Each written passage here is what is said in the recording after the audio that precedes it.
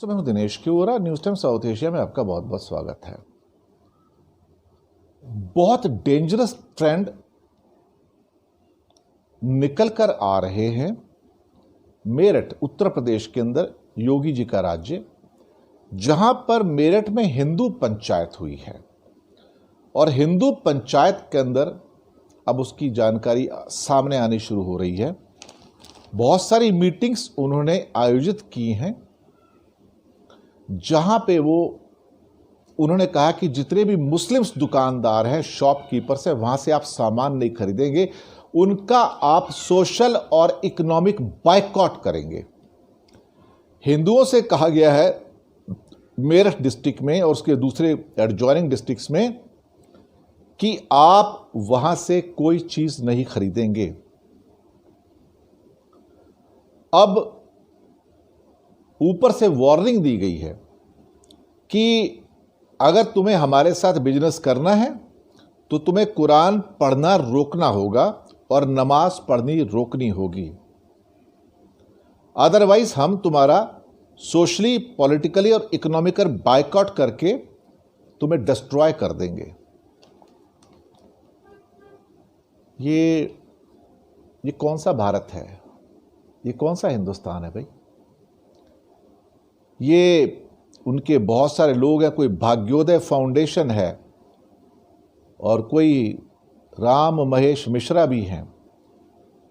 अब इस किस्म के तो बहुत सारे कार्यक्रम वो चला रहे हैं। दिल्ली, लखनऊ, बलिया, कलकत्ता, सब जगह जाने के उनके इरादे हैं और इस किस्म से वो हिंदुओं को प्रोवोक करके मुसलमानों के खिलाफ एक वातावरण बना रहे हैं।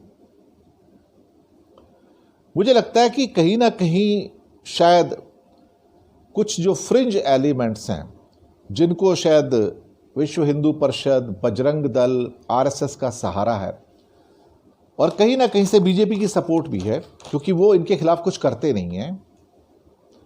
जैसे कि अभी ग्वालियर के अंदर गोडसे का इंसिडेंट हुआ था, गोडसे को माला वाला पहनाई गई और महात्मा गांधी को देश का एक किस्म से कहा जाए तो दुश्मन बताया गया कि उसकी हत्या ठीक की गई।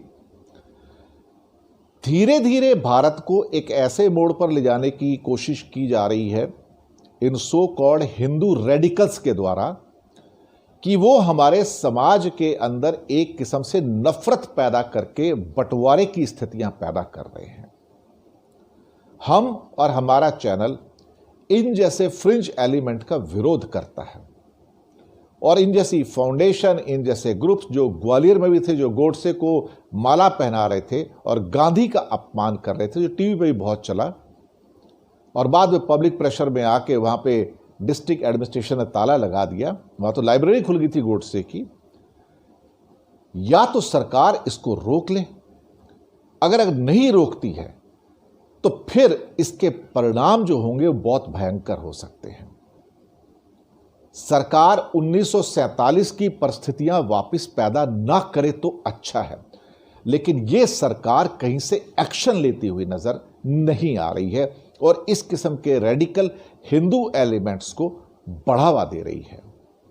यह मेरे लिए चिंता की बात है, क्योंकि हम जैसे जो सिटीजन्स हैं, जो सेकुलरिज्म के अंदर यकीन करते हैं, सबके लिए इक्वलिटी में यकीन करते हैं, उनके लिए ये खबरें बहुत डिस्टर्बिंग हैं और ये अखबारों के प्रोमिनेंट पेजेस पे आ रही हैं, even times of India, economic times के अंदर।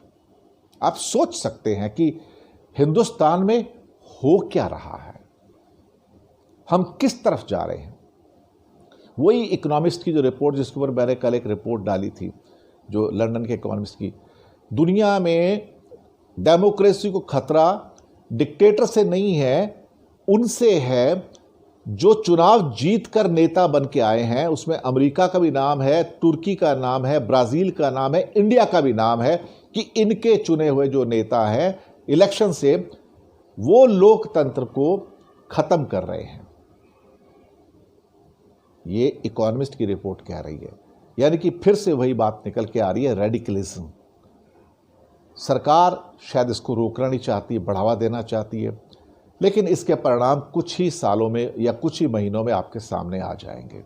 उसके बाद सरकार के हाथ के लाले खड़े हो जाएंगे, ये कुछ कर नहीं पाएंगे।